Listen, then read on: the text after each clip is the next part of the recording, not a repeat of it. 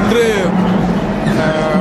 பிரித்தானியாவினுடைய தமிழர் ஒருங்கிணைப்பு குழுவால் ஒரு மாபெரும் ஆர்ப்பாட்டம் பிரித்தானிய பிரதமருடைய அலுவலகத்திற்கு முன்பாக வாசல் தளத்துக்கு முன்பாக நடைபெற்றுக் கொண்டிருக்கிறது.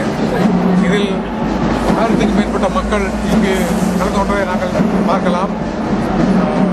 வடமாகாணத்தில் இராணுவத்தால் கடத்தி செல்லப்பட்ட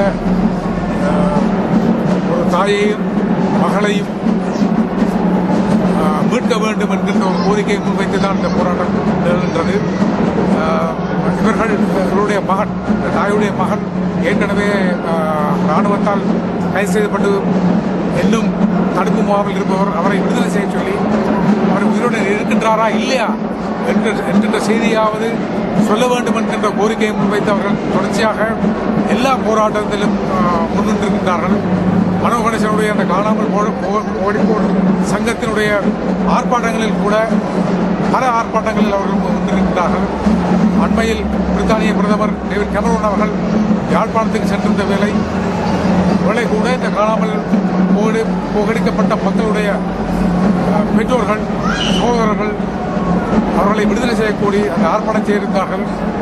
ஆகவே இதில் ஒரு முக்கியமான பிரச்சனை, ஏன் இந்த பிரதமர் வாசல் தளத்துக்கு முன்பால் இந்த ஆர்ப்பாட்டம் நிகழ்கின்றது என்று சொன்னால், அங்கு நடக்கும் இனப்படுகொலைக்கு காணாமல் போடிக்கப்படும் விடயத்துக்கு எதிராக மக்கள் சாட்சி சொல்ல வந்தால், அதுக்கு எதிராக போராடினால் அவர்களையும் கைது செய்யும் ஒரு அராஜக அரசு இருக்கின்றது. ஆகவே ஒரு சாட்சிக்கான பாதுகாப்பு இல்லை. இதை நீங்கள் தட்டி கேட்க வேண்டும்.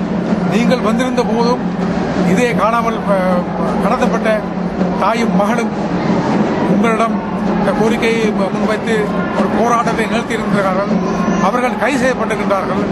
அவர்களுடைய விடுதலைக்காக இவர்கள் போல் ஆயிரக்கணக்கான மக்கள் கடத்தப்பட்டிருக்கின்றார்கள், காணாமல் போயிருக்கின்றார்கள். அவர்களுடைய விடுதலைக்காக நீங்கள் நிச்சயமாக குரல் கொடுக்க வேண்டும் என்கின்ற ஒரு செய்தியினூடாகத்தான் இந்த போராட்டம் ஆரம்பமாக இருக்கின்றது. இந்த போராட்டம் இன்னும் தொடர்ந்து நடைபெற்றுக் கொண்டிருக்கின்றது. நன்றி.